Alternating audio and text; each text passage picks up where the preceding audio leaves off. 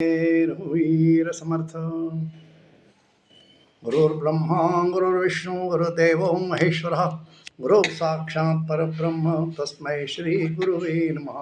तस्मै श्री गुरुवे नमः। यूट्यूब चैनल से मैं सुरेश तोपखाने वाले सभी आदरणीय श्रोताओं को नमस्कार, विनम्र अभिवादन। आज शनिवार दिनांक 13 जून। मित्रों, राम कथा में श्री राम से संबंधित मातृशक्तियाँ हैं। उनमें उन मातृशक्तियों में कौशल्या माता, सुमित्रा माता, कैकेयी माता, भगवती सीता, मांडवी, श्रुतकीर्ति, उर्मिला, शबरी, तारा इत्यादि मातृशक्तियाँ हैं। तो आज हम इसमें से कैकेयी माता के विषय में थोड़ा चिंतन करेंगे, साथ में मंथरा भी। हम सब जानते हैं कि महाराज दशरथ के पहले 2 विवाह हुए थे, कौशल्या और सुमित्रा। कौशल्या बड़ी रानी थी, उसके बाद सुमित्रा। और सुमित्रा से महाराज दशरथ को एक कन्या हुई थी, उस कन्या का नाम था शांता।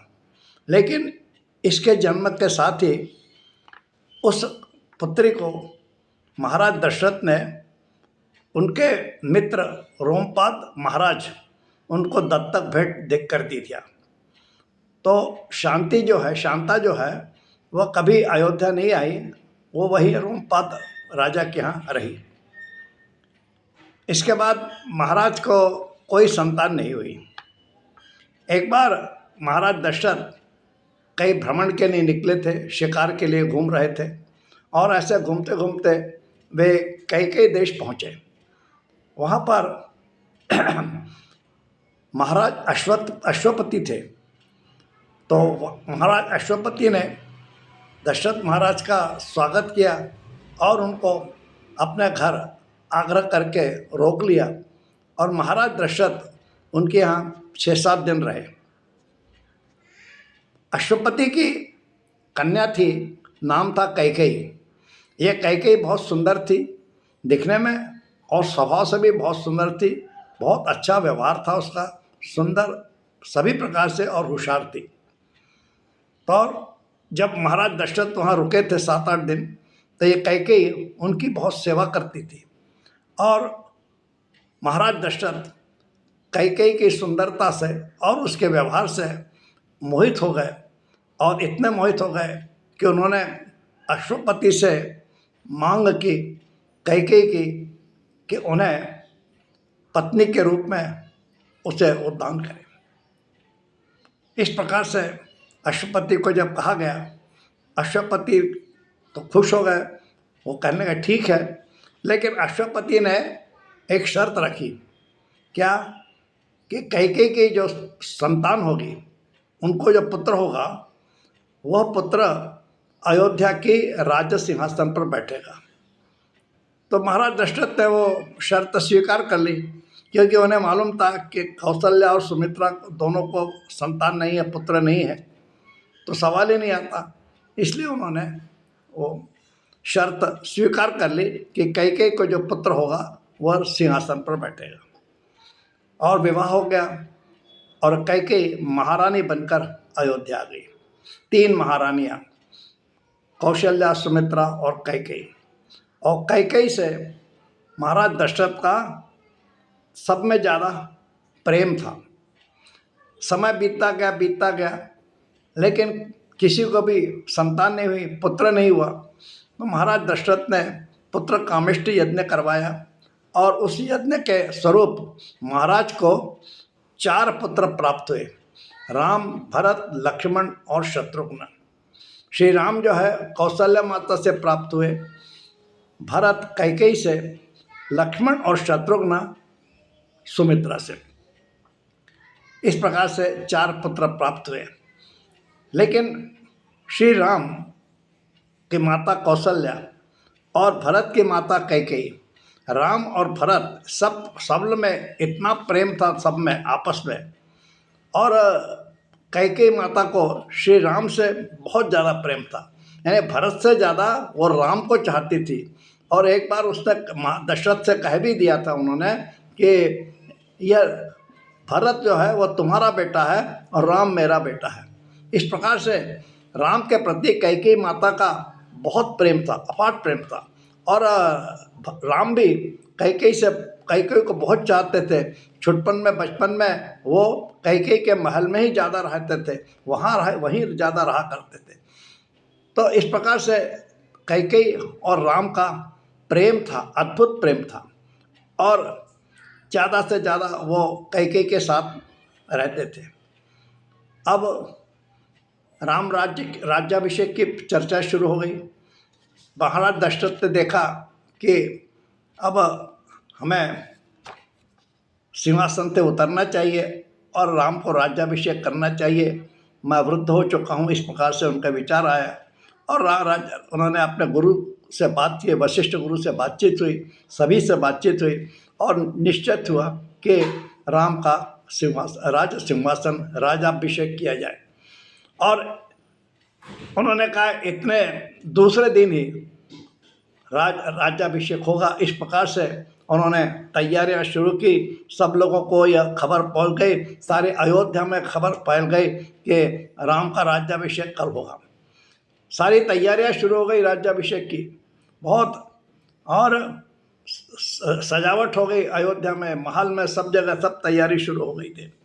और यह जब तैयारी चल रही थी तो यह खबर जो है स्वर्ग में देवताओं को मिल गई।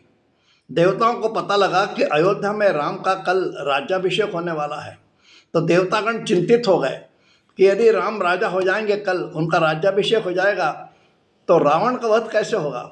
रावण का नाश होना चाहिए, क्योंकि रावण ने इन सारे देवताओं को बंदी बना के रखा हुआ था। रावण के कैद में थे ये सब सारे देवता लोग, तो उनको कैसे छुटकारा मिलेगा। तो चाहते थे कि रावण का वध जल्दी हो, लेकिन राम यदि कल राजा हो जाएंगे तो वो उनको तो राज का काम कारभार देखना पड़ेगा, उन्हें समय नहीं मिलेगा, तो रावण वध कैसे होगा, कितना कब होगा कह नहीं सकते। इसलिए उन्हें चिंता हो गई। तो वो देवतागण सोचने लगे कि कुछ तो किया जाए, कुछ तो किसी की तो भी बुद्धि ऐसी घुमाई जाए कि राज्याभिषेक टल जाए, न हो। तो ये काम कौन कर सकता है। तो सारे देवतागण सरस्वती माता के पास जाते हैं और सरस्वती माता से प्रार्थना करते हैं कि इस प्रकार की समस्या है हमारी, और आप अयोध्या जाइए और ऐसे किसी के बुद्धि भेद कीजिए, बुद्धि घुमाइए कि राम का राज्याभिषेक जो है वो टल जाए। सरस्वती माता मान जाती है, वो अयोध्या जाती है और अयोध्या पहुँचने पर देखते हैं कि किसकी बुद्धि भेद किया जाए, किसकी बुद्धि बिगाड़ी जाए। अयोध्या में तो उन्हें ऐसा कोई दिखता नहीं, क्योंकि अयोध्या के लोग तो श्री राम के प्रति और दरबार के प्रति बहुत श्रद्धावान थे। कोई किसी की बुद्धि भेद करना इतना सरल काम नहीं था। लेकिन सरस्वती माता ने देखा एक व्यक्ति ऐसी है जो अयोध्या की नहीं है, और वो है मंथरा। ये मंथरा जो है वो मूल निवासी अयोध्या की नहीं है, ये कैकेयी की दासी है। और कैकेयी के विवाह होने के बाद यह कैकेयी के साथ, यानी कैकेयी मंथरा को अपने साथ अयोध्या ले आई, तब से वो अयोध्या में है। मंथरा अयोध्या की कैकेयी की दासी है, उसकी सेवा करती है, बचपन से ही कर रही है वो। तो इस प्रकार से, लेकिन मंथरा और कैकेयी दोनों का स्वभाव बहुत अच्छा है और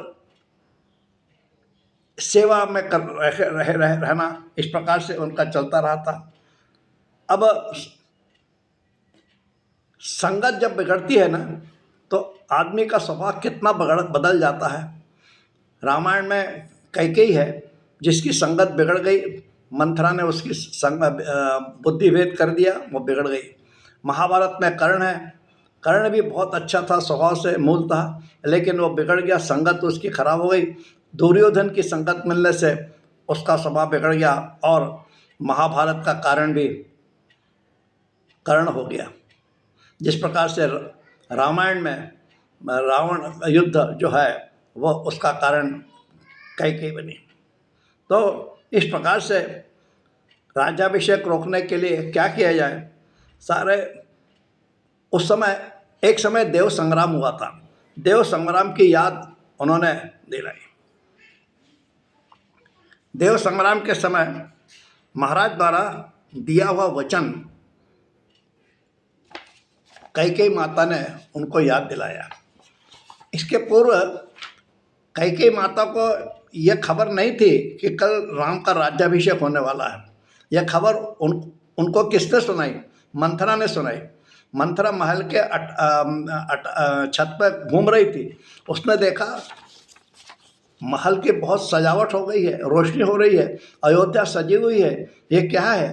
तो वह एक दासी से पूछती है, ये क्या है? ये सजावट क्यों, किस लिए हो रही है? तो तुम्हें नहीं मालूम, कल राम का राज्याभिषेक होने वाला है, इसकी तैयारियां चल रही है। तो वह यह सुनती है तो उसको भी बड़ा धक्का लगता है। मंथरा जाती है कैकेयी के पास। कैकेयी उठो, जागो, क्या कर रहे हो? अरे क्या हो गया? कैकेयी पूछती, इतना क्यों चिल्ला रही हो? वो कहती है, अरे कल राम का राज्याभिषेक होने वाला है। तो कैकेयी तो खुश हो गई, कहने अरे वाह वाह, बहुत। कैकेयी इतनी खुश हो गई कि उसने अपने गले का मोती का हार निकाल के, कीमती हार निकाल के मंथरा को भेंट स्वरूप दे दिया। लेकिन मंथरा ने वो हार लिया और कैकेयी के ऊपर फेंक दिया। रहो ये तुम हार। अरे मैंने क्या कहा, ये सुना तुमने? मैंने ये कहा कि भरत का राज्याभिषेक हो रहा है, राम का राज्याभिषेक हो रहा है, भरत का नहीं हो रहा है, और तुम इतने खुश हो गई। तो कैकेयी कहती है, राम का हो रहा है ना, तो अच्छी बात है। राम और भरत में क्या फ़र्क है? दोनों मेरे लिए एक से हैं, दोनों से मैं प्रेम करती हूँ, दोनों मेरे लिए कोई अलग नहीं है, सब एक हैं। तो ये तो बहुत अच्छी बात है। लेकिन मंथरा कैकेयी को इस प्रकार से घुमाती है, इस प्रकार से उसका ये होता है कि आखिर कैकेयी को ऐसा कुछ करना पड़ा। महाराज दशरथ के लिए वो अड़ गई। उसने जो देव संग्राम हुआ था, उस देव संग्राम की याद महाराज को दिलाई। देव संग्राम में कैकेयी ने महाराज दशरथ की बहुत मदद की थी। क्या हुआ था, उस युद्ध में महाराज दशरथ घायल हो गए थे। तो उनके जो फर्स्ट एड ट्रीटमेंट होती है, प्रथमोपचार, वो कैकेयी ने स्वतः किया था। सारी दवाई लगा के उनका प्रथमोपचार किया था। उनका रथ बिगड़ गया तो रथ की देखभाल की थी। कैकेयी इतनी होशियार थी कि उसको रथ को भी सुधार सकती थी, और घोड़ों के उसको बहुत अच्छी परीक्षा थी। युद्ध में भी थोड़ी कुशल थी, यानी बहुत होशियार थी वो। और रथ का चाक जो है वो निकल रहा था, तो उसने अपने उंगली डालकर उस चक्के को संभाल के रखा था। इस प्रकार से और ये सब हुआ तो महाराज दशरथ कैकेयी से बहुत प्रसन्न हो गए, और उन्होंने कहा था, कैकेयी मैं बहुत खुश हूँ, प्रसन्न हूँ, तुम मांगो, तुम्हें क्या चाहिए? जो मांगोगे वो दूंगा, एक नहीं दो, जितना तुम चाहिए। तब कैकेयी कहती है, मैं अभी नहीं मांगती, लेकिन मांगूंगी जब समय आएगा। और समय आ गया आज राज्याभिषेक का। राज्याभिषेक के दिन उन्होंने मांग लिया, ठीक है, आज मुझे वो वर दीजिए जो आपने कबूल किया था। तो महाराज कहते, बोलो तुम्हें क्या चाहिए? तो वो कहते हैं, भरत को राज्य सिंहासन। महाराज दशरथ कहते हैं, ठीक है, भरत को राज्य। दूसरा वर उन्होंने मांगा, राम को 14 वर्ष का वनवास। यह सुनते ही महाराज दशरथ को के ऊपर वज्राघात हो गया। वो सोचने लगे, राम के लिए वनवास? कैकेयी तुम क्या कह रही हो? राम को वनवास क्यों, किस लिए? उसको क्या सजा है? क्यों सजा दी जा रही है? तुम तो राम से इतना प्रेम करती हो। कैकेयी कहता, मैं कुछ नहीं सुनना चाहती, मैं शाम तक मैं चाहती हूँ कि राम वनवास चले जाएं और कल भरत का राज्याभिषेक हो, आप भरत को बुलवाइए। इस प्रकार से वो इज्जत पे अड़ी रहती है, और यहाँ तक बोलती है कि यदि शाम को राम वनवास को नहीं जाएंगे तो आप मुझे जीवित नहीं पाएंगे। इस प्रकार से धमकी देती है उनको कि, लेकिन अब इतना कहने के बाद उनको मानना पड़ता है।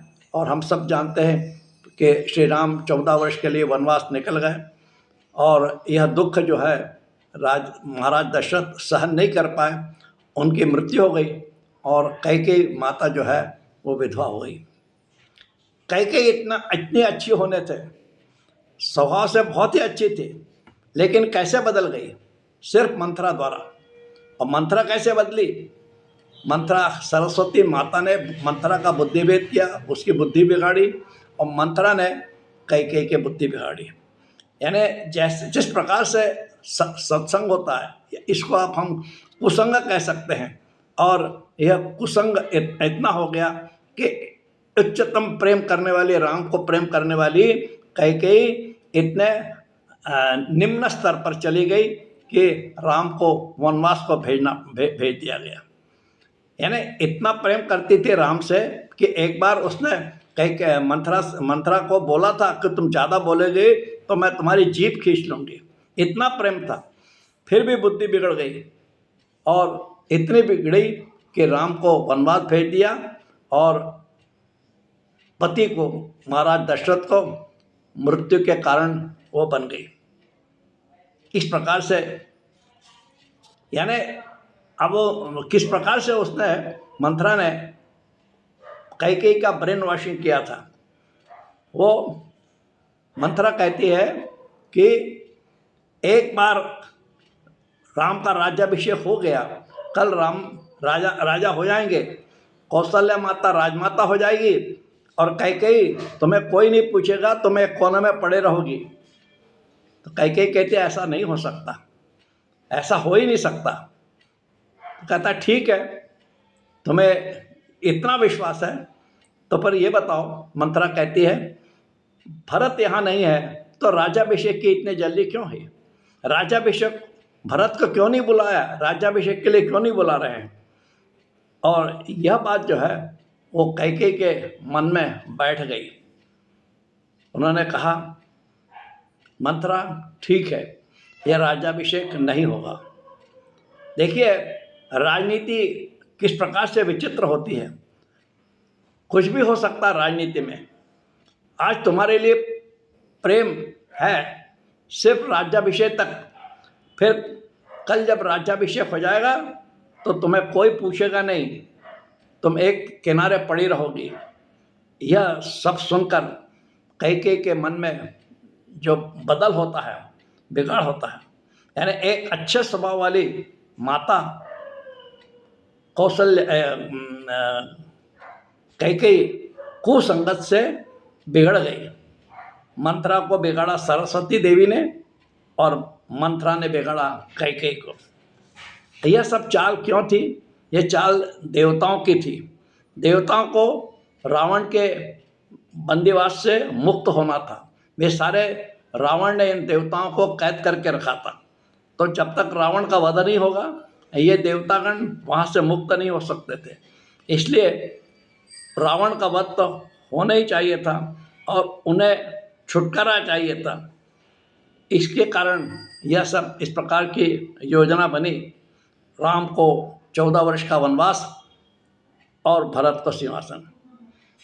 इस प्रकार से अपना निर्णय करके कैकेयी ने सारा संताप स्वयं पर ले लिया। समाज की आलोचना उसको झेलने पड़ी, सारा सामना करना पड़ा, और इतने लोग कैकेयी से घृणा करने लगे कि हजारों वर्ष हो गए आज, फिर भी कैकेयी के प्रति लोगों के मन में घृणा है। आज कोई भी अपने लड़की का नाम कैकेयी नहीं रखता। कौशल्या सुमित्रा नाम है, लेकिन कैकेयी का नाम किसी का सुनाई नहीं देता। इतनी घृणा आज तक है। एक अच्छे कार्य के लिए कैकेयी माता ने इतना कठोर निर्णय लिया और पति व पुत्र को खो दिया। जिंदगी भर कैकेयी माता पश्चाताप की अग्नि में जलती रही। एक महान कार्य के लिए स्वयं पर लांछन लेने वाली कैकेयी माता। भरत ने भी कहा था, उसको अपने माता पर लांछन लगाया था, और भरत ने उसे कुमाता कहा था। इस प्रकार कैकेयी माता का चरित्र है, जो कि आज हमने जिस थोड़ा बहुत चिंतन किया।